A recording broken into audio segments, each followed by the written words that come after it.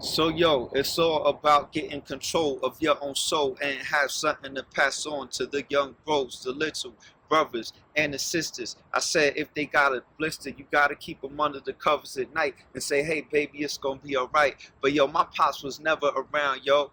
If I would've drowned, no, he wouldn't have known, cause so-and-so blown the scene, word up. And you know he had cream, but he never sent no support to Mom Dukes. He stepped like a troop going to war, but what was he fighting for? Drugs and alcohol, out the door, off the hook, wall to wall.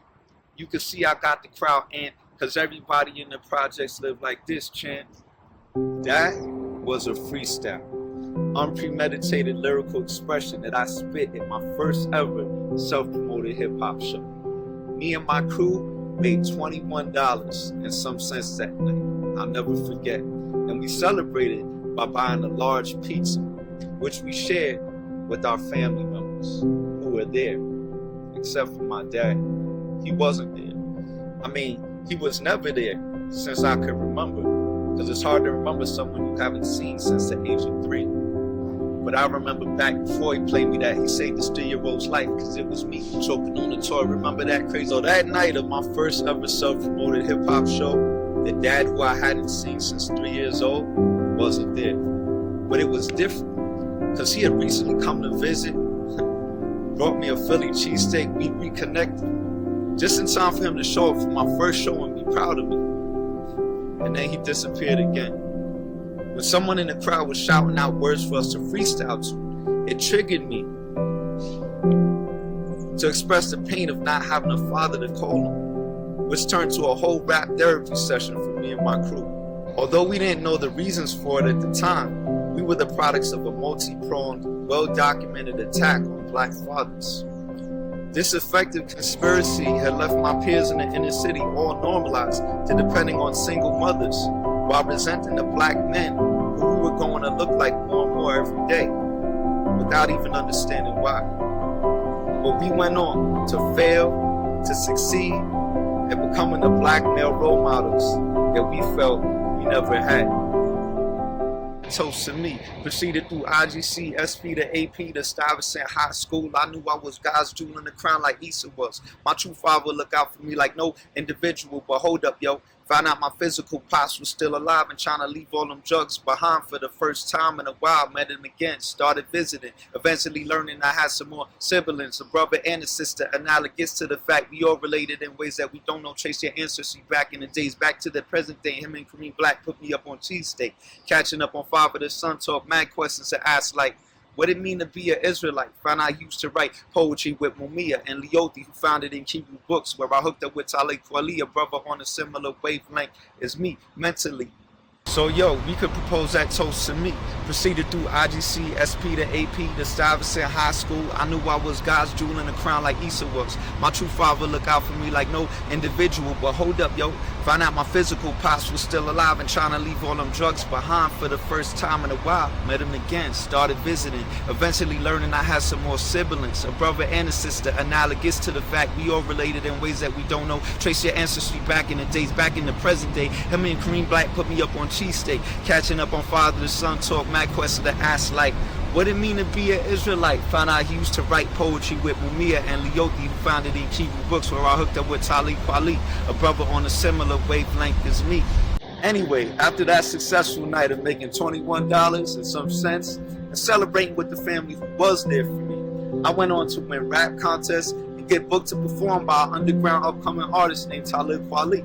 He worked at Hebrew Books, which was founded by Leothi Miller, a friend of my father from the Civil Rights Movement. Her mission was to fill a void of literature for African Americans. Kweli and I met each other because Kweli worked for Leothi Miller, and because I was reaching out to connect with my father and his friends. I realize we all the next generation, carrying on tradition, although our origins are far away. Listen, as long as I'm alive, my forefathers' souls are living through me. Sadly, I didn't get to see my dad before he passed. I was angry about something he did to my mom front and summer in no school, but I didn't visit till I realized he was dying and I was being a fool. Told him I love you, I miss you. As soon as I finish my business, I'ma visit you. That was a few days before he chose to go, so I didn't get to see him, but he opened the doors to my soul, so he's still with me though, if you know what I'm saying, yo. Spoke to my dad a few days before he passed away. Although I didn't know he was on his deathbed, I did know he wanted me to visit. But this time I was in a Wall Street scholarship program and a bidding process for me to get a record deal. I came in second place in the Wall Street scholarship program, and then I found out my father passed away. I received a cassette in the mail with a message he had recorded for me before he passed. I actually used that recording in the demo tape for the record deal that I got for Def Jam. So even though he hadn't been there for me all those years, in a very real way, he was part of all my successes. Through the sacrifices he made for me before I was born, the courageous stance he took during the civil rights movement.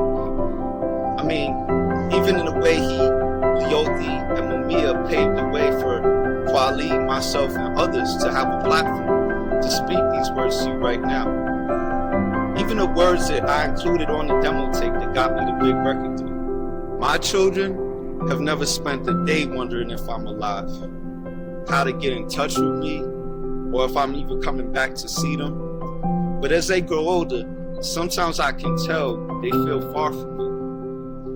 My children have never ever seen an eviction notice, stoves that didn't light, roaches and rodents in the house, lived in a small apartment of a large building with dozens of neighbors on every floor, without the privacy of a room of their own, a backyard, or restrictions on having pets, never had to go couch surfing, never lacked a place to come home to. But as they grow older, sometimes I could tell they do take our home for granted.